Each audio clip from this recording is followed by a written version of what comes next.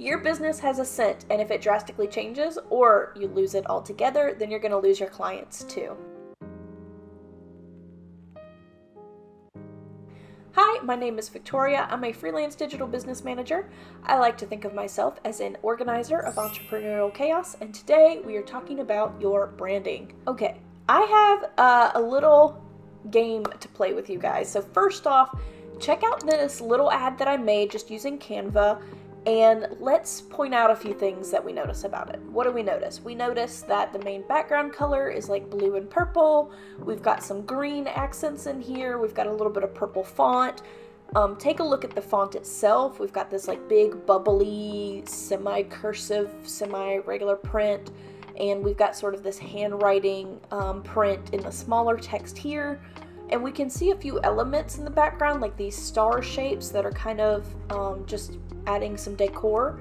And we notice that white is also a prominent color. These are all kind of the things I notice. You'll notice there's no logo on it. I didn't add one.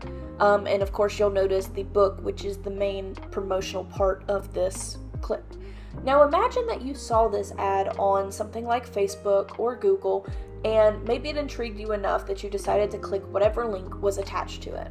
And imagine that that link took you to this landing page. What do you notice about this landing page compared to the ad? Well, immediately you're probably looking at this and going, well, this looks really different than the ad that I was seeing. If you saw this purple and blue background ad and decided to click on it and immediately were taken to a landing page that looked like this, that was like white, cream, green backgrounds and stuff, you would be like, did I even go to the right page? You can kind of see that the book is in here. You see evidence that this is the guide, but you're kind of wondering what happened. This looks really different.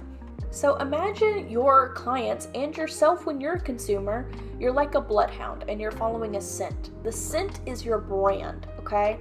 And if you're following a scent and it changes drastically on you or just disappears altogether, then the alarm bells in your head are going to start ringing, hey, something's not right about this. When you look at an ad that looks like this and it's got like blue and purple and green and certain fonts to it, you would expect a landing page that's going to have blue and purple and green. You're not going to expect this like more calming, sagey, cream landing page that I actually have. What I want you to take from this video is I want you to look at 4 key elements when it comes to your branding. So number 1 is your logo. Number 2 is colors. Number 3 is fonts. And number 4 is elements or icons. What do I mean by that? Let's take a look at my own logo, and I'm going to point that out. So here's my logo, Victoria Paramore. This is for my freelancing business. Okay, number 1, the logo itself. When I am talking about the logo itself, kind of have a theme in mind for what you want your logo to look like. For me, I kind of wanted my logo to look vintage or Victorian, so hopefully you get that inspiration that's coming through on the logo. Different designers will also specialize usually in different themed logos. I found somebody on Fiverr that specialized in like vintage themed logos. That's how I had this done. You might want something that's more like bubbly, you might want something that's more modern and sleek, and you can find a designer that specializes in that. Next, colors. You'll notice in my logo, I've got mainly green going on with these hints of like pink or terracotta. When we're looking at fonts, you're going to notice the type of font that I have. That V is very curved, again, just to give it that vintage look. And last but not least, elements. So you can notice the flowers in mine, of course. These are the elements that make up my logo, and this is also what makes up my landing page or my website. So when we go to my landing page for the free guide, you're going to notice that the same colors are used. You're going to notice consistent fonts all throughout. You're going to notice that I have some flower elements occasionally in here. You're going to notice that the overall theme stays across. So this little font script kind of ties into that vintage or that Victorian look as well. And the reason that this is important gets back to our scent. We want to make sure the scent is consistent, okay? If it changes drastically throughout your customer journey, people are likely not going to buy from you.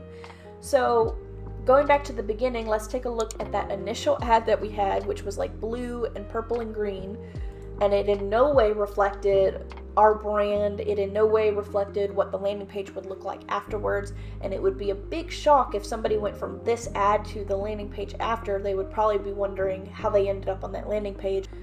But if we show this ad instead, which utilizes all of our same branding elements, it utilizes the same colors, the same fonts, the same elements, then you can expect that there's a lot more consistency there. So when you're looking at your brand, look at those 4 key elements, look at your logo, like the theme overall, the colors, the fonts, and any elements that you might add, and make sure to do a consistency test with each ad or piece of content that you create. Does my ad look like my landing page or my website? Would someone instantly recognize my brand if they saw it? And can the customer follow my scent all the way from awareness to purchase? Make sure every single touch point in your business smells just like your brand should.